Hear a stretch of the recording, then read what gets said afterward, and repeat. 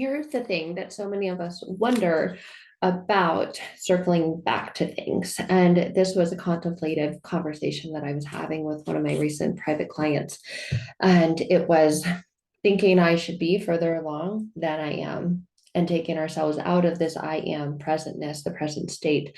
And when we go through things in life and life says, here's the lesson again, and you think, oh, I thought I already learned that. I thought I already went through this. Like, what did I not get from that? What's wrong with me? And this identity, narrative, and story of what's wrong with me. But the opportunity to see that through everything, nothing is wrong with you. You get the opportunity to go through different things again, to really deepen and go within. And every time you allow yourself the opportunity to deepen and go within, you go to a deeper level, another level. You get to experience the power of another layer, of going through another layer, instead of beating yourself up or seeing how quickly and how easily it is to beat yourself up for the things that you are telling yourself you should have been over or gotten over or been through. But all of life is this beautiful ebb and flow and journey of contemplation, of going into levels and layers, and not necessarily removing them because there's an identity of you're bad if you carry them, but being with them, moving through them, going through them. It's really about the evolution and the journey that is all of life, and being in this presentness of it, being in this deep connection with it and saying, this is it. And not this is it as an energy of like, ugh, like this is it, and then we die. No, this is it. This is the beauty. This is the journey. This is the experience. This is the growth. This is the evolution. And when something comes back around, you get to see it this time with this next round. You get to often see it from another perspective, with new lenses, from another angle. And with that, you get to see the way that you grew before, the lessons that were there before that remain, and get the experience of seeing that lessons remain, that they don't leave you. Lessons don't leave you. Therefore, knowledge and wisdom and power doesn't leave you. It's within you. And you get the experience of seeing this is still there. And there's more. Now there's also this. I didn't see that there before. Maybe it was there, but I didn't see that there before because I was looking at it from this perspective, this angle, and through this lens. And the beauty of that, I was actually talking to my mom about this, and I think that's why this came up and came through both of these conversations.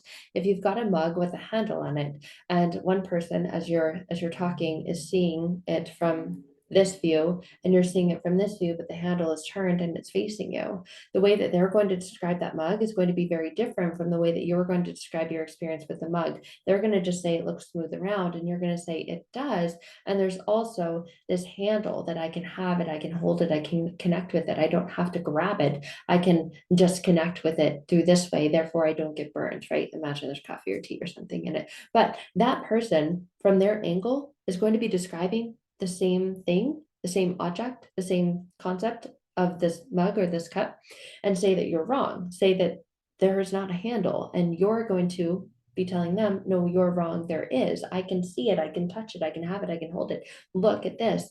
But the view in which they're looking through, they don't see it, that there's not a connection to it because they're viewing it from another angle and a different perspective. And all of life gets to be the perspective and angle in which we view things through. And in that, a lot of times there's an energy, there's a resonance, and there's a frequency of I'm right, you're wrong. And in that, there's a lot of contention. There's a lot of resentment built. There's a lot of guilt. There's a lot of things projected and said much too quickly that create a divide and create space in these relationships. And the biggest impact and influence that has is in the relationship that we have with ourselves. We beat ourselves up. We're afraid of different things. We believe that we are worthy of certain things. We are undeserving of certain things. And therefore we're constantly on this, I'm not enough kick. I need to do this kick. I need to do this so that and it's just constant craziness and chaos internally, emotionally, spiritually, energetically. And when we want to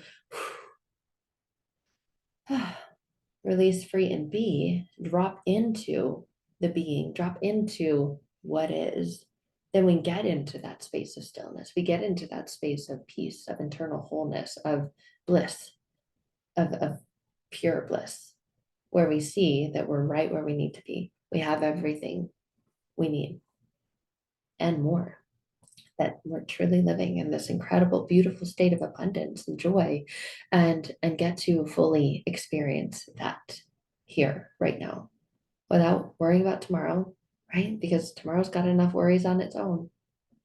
Being here, right here, this time, and being fully present and not taking on all of the things that are being shot at us, bombarded constantly, consistently, because that is going to be a constant. We're going to constantly be bombarded from things externally.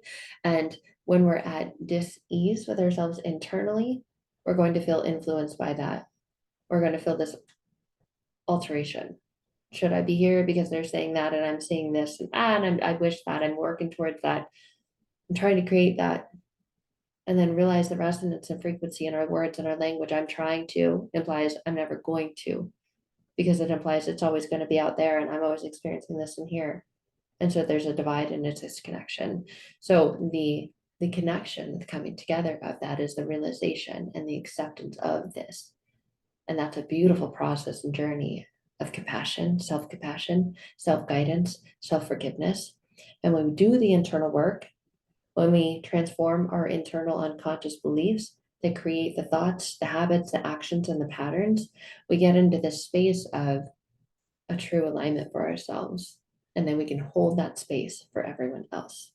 So it's absolutely my passion, my pleasure, my purpose to do this work for myself and to guide others to doing this work for themselves. It's not something that's done to you, it's something that you get to experience with you and for you. And it is absolute beauty. It really is to stay in this space for yourself, to have it, to hold it, to sit with it, to be with it, and to really contemplate it deeply and see that